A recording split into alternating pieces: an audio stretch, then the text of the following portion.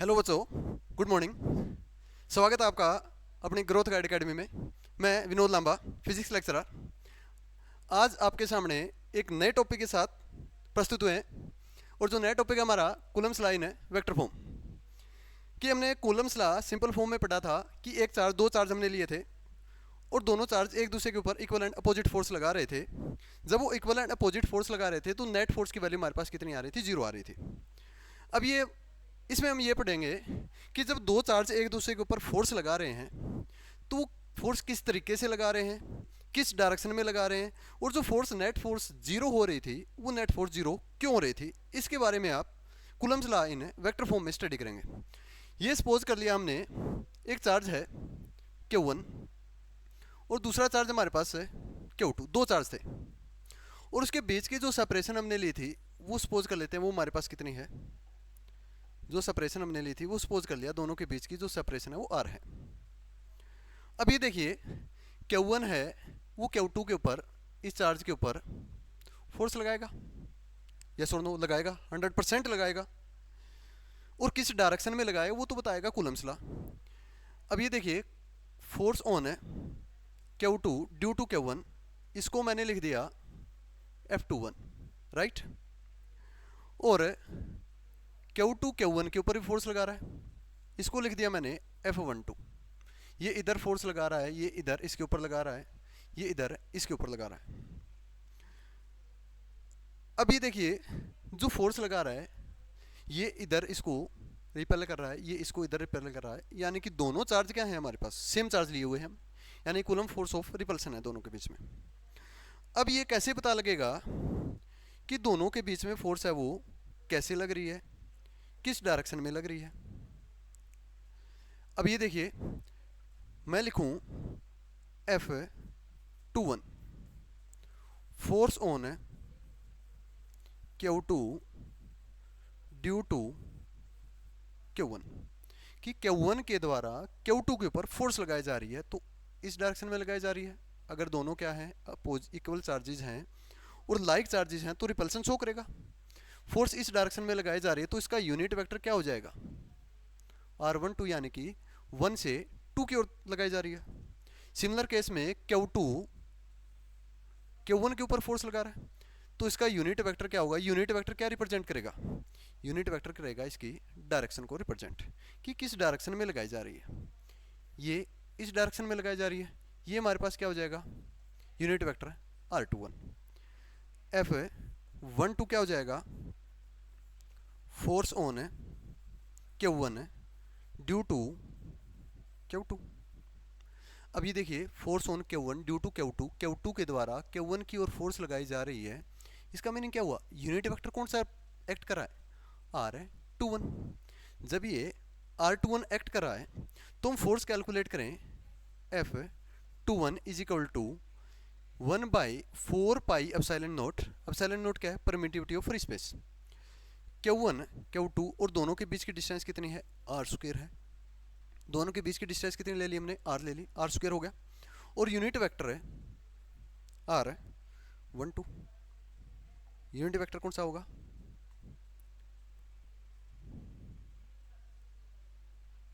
Unit vector हो गया हमारे पास है R12, यानी कि Q1 Q2 के ऊपर फोर्स लगा रहा है तो R12 लगा रहा है, R12 यूनिट वेक्टर। ये हमारे पास क्या आ गया? F21 आ गया। फोर्स ऑन है Q2 ड्यू टू Q1। अब ये R12 आ रहा है हमारे पास, यहाँ R12 आ रहा है, ये कैसे आएगा? R12। अब मैं कैलकुलेट करूं, फोर्स ऑन है Q1 ड्यू टू Q2, तब हमारे पास रिजल्ट क्या आएगा? 1/4 pi epsilon note Q1 Q2 upon है R स्क्वायर। अभी देखिए, Q2 से Q1 की ओर फोर्स लग रही है तो कौन सा यूनिट वेक्टर एक्ट कर रहा है? R21 एक्ट कर रहा है। अब सिंपली देखिए, ये R12, ये जो R12 है, ये जो R12 है और एक R21 है, ये देखिए इधर जा रहा है और ये देखिए इधर जा रहा है। दोनों क्या जा रहे हैं? अपोजिट जा रहे हैं, लेकिन है दोनों क्या है? इक्वल है। अपोजिट हैं, इक्वल हैं बट अपोजिट हैं। जब ये इक्वल है लेकिन अपोजिट हैं। इसका मीनिंग क्या हुआ कि R12 is equal to minus R21, yes और नो। अगर मैं इसमें से किसी एक की वैल्यू को यहाँ पुट करूँ तो मेरे पास फोर्स में क्या चेंज आएगा, फोर्स भी क्या हो जाएंगे आपके पास, इक्वल एंड अपोजिट हो जाएंगे। तो F21 को मैं लिखना चाहूँ तो मैं ऐसे लिख सकता हूँ 1/4 pi epsilon not Q1 Q2 upon R square, और इसको 1 2 को क्या लिखूँ मैं, माइनस के, माइनस मैंने यहाँ लगा दिया R21। अब ये देखिए, एक ये फोर्स देखिए और एक ये फोर्स देखिए, सारी टर्म ये वाली, ये वाली, ये और ये और ये और ये सारी टर्म क्या है, सेम है। लेकिन लेकिन लेकिन लेकिन लेकिन क्या, ये हमारे पास ये जो पड़ा हुआ है ये हमारे पास क्या है, नेगेटिव पड़ा हुआ है। तो यानी कि क्या हो गया, F12 is equal to minus F21 के इक्वल हो चुका है।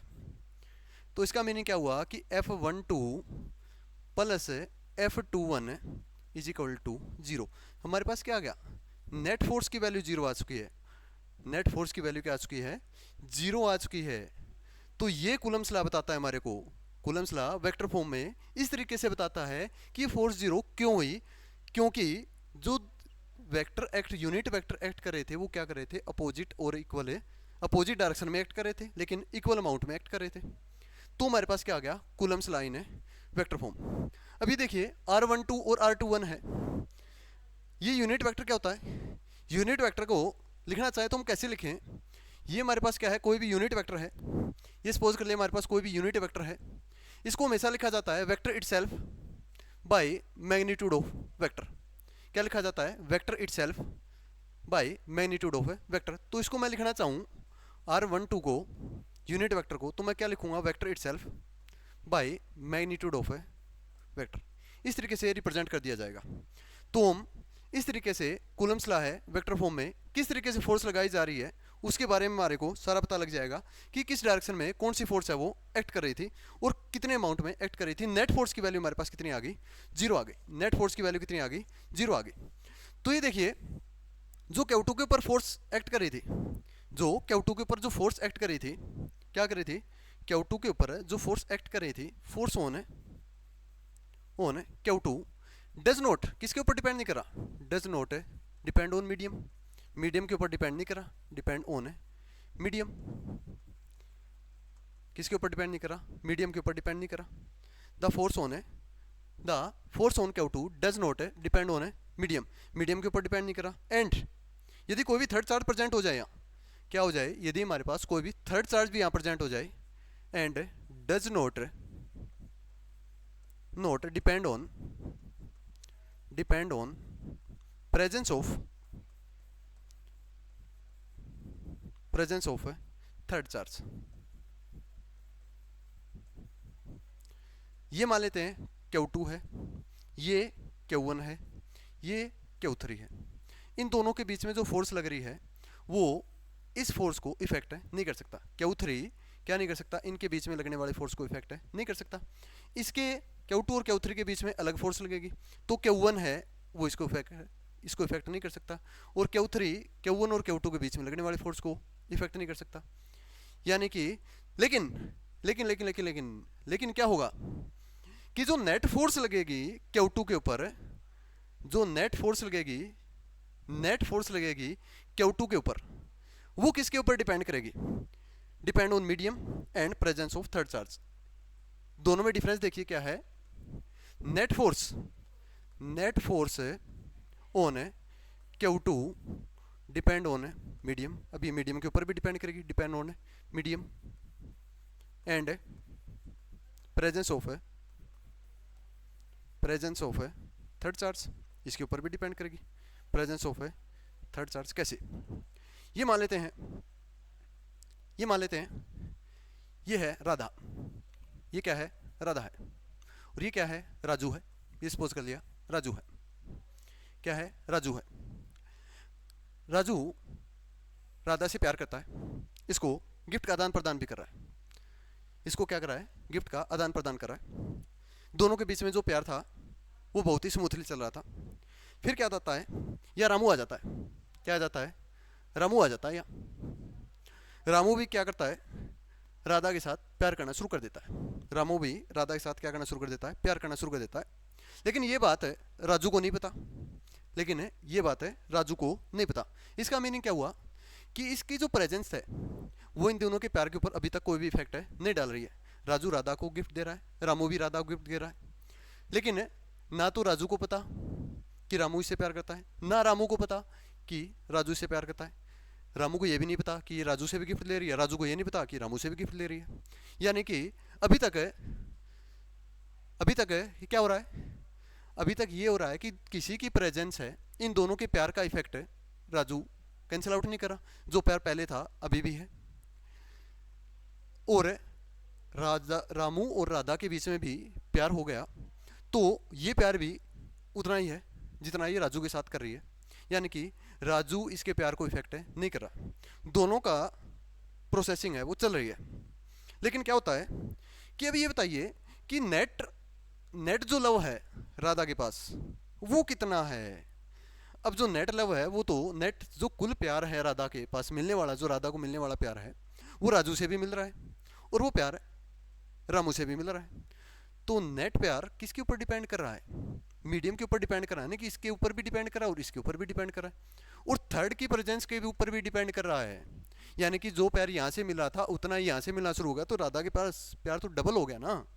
तो यानी कि इसकी जो प्रेजेंस थी वो अब नेट प्यार जो राधा के पास पहुंच रहा है, इसकी प्रेजेंस का इसके ऊपर डिपेंड हो रहा है, इफेक्ट हो रहा है, और इसकी प्रेजेंस का भी साथ में राधा के ऊपर इफेक्ट हो रहा है।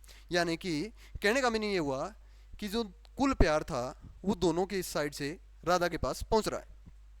वैसे ही चार्ज के पास होता है कि यदि दोनों सिंगल सिंगल हैं, Q1 Q2 है, मीडियम के ऊपर डिपेंड नहीं करा, जो चार्ज Q2 के ऊपर जो फोर्स लग रही थी मीडियम के ऊपर डिपेंड नहीं कर रही, इसके द्वारा इसके ऊपर जो फोर्स लगी वो भी मीडियम के ऊपर डिपेंड नहीं करी। लेकिन यदि दोनों की बात करें, दोनों इसके ऊपर फोर्स लगा रहे हैं, दोनों की बात करें, तो अब ये देखिए net force presence of third charge के ऊपर भी नेट फोर्स बढ़ जाएगी। नेट फोर्स क्या हो जाएगी, बढ़ जाएगी, तो प्रेजेंस ऑफ थर्ड चार्ज के ऊपर भी डिपेंड करेगी और मीडियम के ऊपर भी डिपेंड करेगी। ये था Coulomb's law in vector form. अब कूलम्स लॉ वेक्टर फॉर्म में हमने पढ़ लिया, जिसके द्वारा हमारे को पता लगा कि फोर्स है वो किस डायरेक्शन में लग रही है, कब लग रही है, और इसके पीछे फैक्टर क्या है इसके ऊपर लगने वाले। अब नेक्स्ट जो हम पढ़ेंगे वो पढ़ेंगे हमें Coulomb's law between two charge in term of their position vector. Coulomb's law in vector form क्या पढ़ेंगे, Coulomb's law in vector form, Coulomb's law in vector form in term of their position vector, in term of their position vector। ये देखिए suppose कर लेते हैं ये हमारे पास कोई भी दो चार्ज पड़े हैं, इसको मैं अलग रिप्रेजेंट कर लेता हूँ, ठीक है। ये मेरे पास Q1 है और ये मेरे पास क्या है, Q2 है। Q1 Q2 के ऊपर फोर्स लगा रहा है और Q2 Q1 के ऊपर फोर्स लगा रहा है। ये लीजिए, ये फोर्स लग रही है F21 और ये जो फोर्स लग रही है ये लग रही है F12। इसका जो पोजीशन वेक्टर है वो R12 है, सॉरी यूनिट वेक्टर क्या है, R12 है, और इसका जो यूनिट वेक्टर है इस फोर्स के ऊपर Q1 के ऊपर लगने वाले फोर्स के ऊपर, ये हमारे पास कितना है, F है, सॉरी R21, ये है R21। कौन है, Q1 Q2 के ऊपर फोर्स लगा रहा है, Q2 Q1 के ऊपर फोर्स लगा रहा है, और R12 और R21 क्या करें, इसके वेक्टर को रिप्रेजेंट करें, यूनिट वेक्टर को। इसकी पोजीशन वेक्टर में मान लेता हूँ मैं R2 है, और इसका पोजीशन वेक्टर मैं सपोज कर लेता हूँ कितना है, R1 है। ये पॉइंट मैंने सपोज कर लिया, ये पॉइंट सपोज कर लिया मैंने, ये पॉइंट है A और ये पॉइंट सपोज कर लिया मैंने B, जिसके ऊपर चार्ज रखे गए हैं। एक पॉइंट A सपोज कर लिया और एक पॉइंट मैंने क्या सपोज कर लिया, B सपोज कर लिया। अब F21 निकालें, force on Q2, F21 force on Q2 due to Q1 किसके इक्वल आ रहा था, 1/4πε0 Q1 Q2 upon are square, यानी कि दोनों के बीच की डिस्टेंस, यानी कि मैं लिख दूं ए बी का स्क्वायर, और यूनिट वेक्टर आर है 1 2। सिमिलर केस में अब ए की वैल्यू, ए बी की वैल्यू निकालें। ए बी की वैल्यू निकालें, ये देखिए ये हमारे पास इस डायरेक्शन में है, ये हमारे पास इस डायरेक्शन में, दोनों अपोजिट डायरेक्शन में है, दोनों क्या है, अपोजिट में।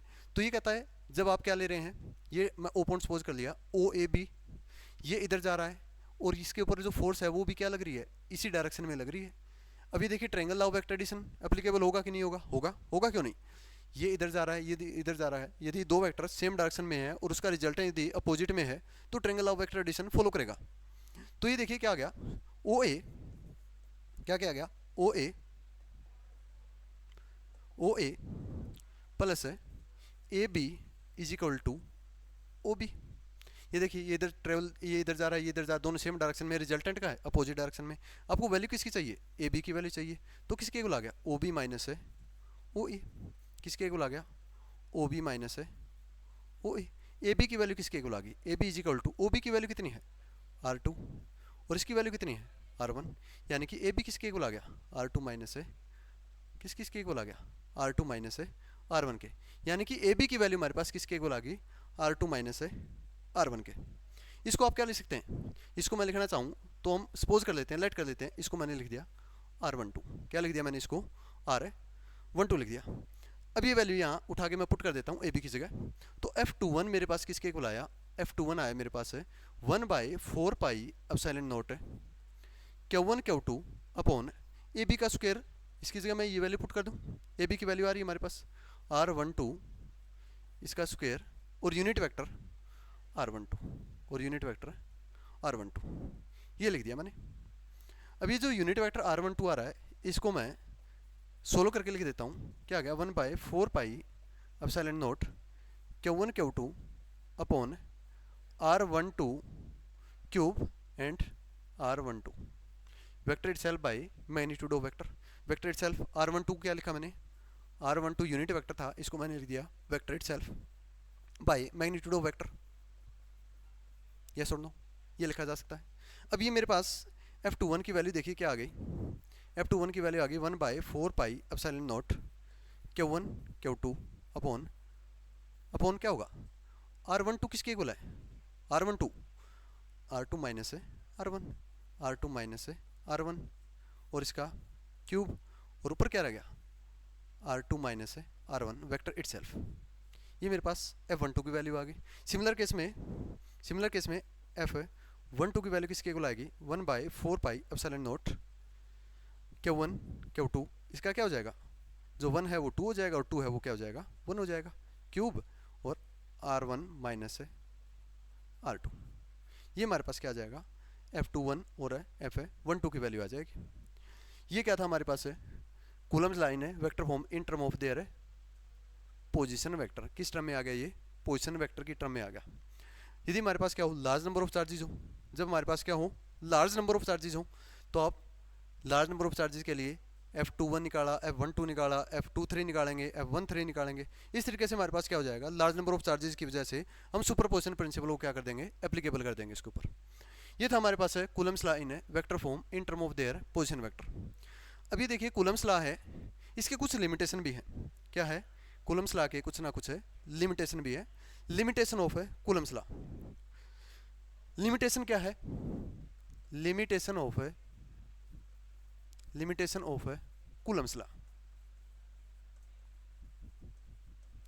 कूलम्स लॉ के लिमिटेशन क्या है, ये कहता है कि कूलम्स लॉ एप्लीकेबल कब होगा, जब चार्ज आपके पास किस में होंगे, रेस्ट में होंगे। कब एप्लीकेबल होगा, जब चार्जेज आपके पास क्या होंगे, रेस्ट में होंगे। The electric charges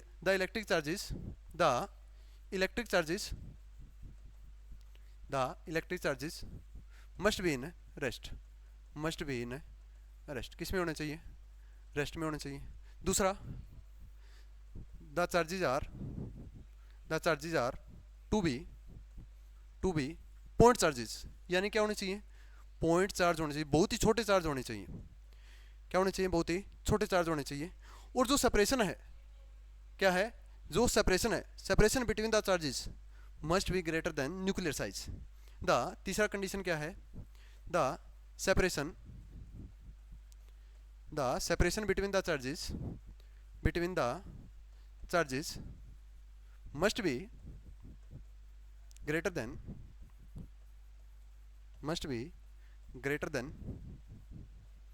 nuclear size, यानी कि इसकी बेसिक सेपरेशन 10⁻⁻15 मीटर से क्या होनी चाहिए, ज़्यादा होनी चाहिए। 10⁻⁻15 मीटर से क्या होनी चाहिए, ज़्यादा होनी चाहिए। तो कूलम्स लॉ है वो हमारे पास क्या होगा, एप्लीकेबल होगा। तो ये था हमारे पास है Coulomb's law in vector form and Coulomb's law in their position vector की फॉर्म में। और उसके बाद हमने पढ़ लिया लिमिटेशन ऑफ है कूलम्स लॉ। तो चैनल को शेयर एंड सब्सक्राइब करते रहिए। Thank you.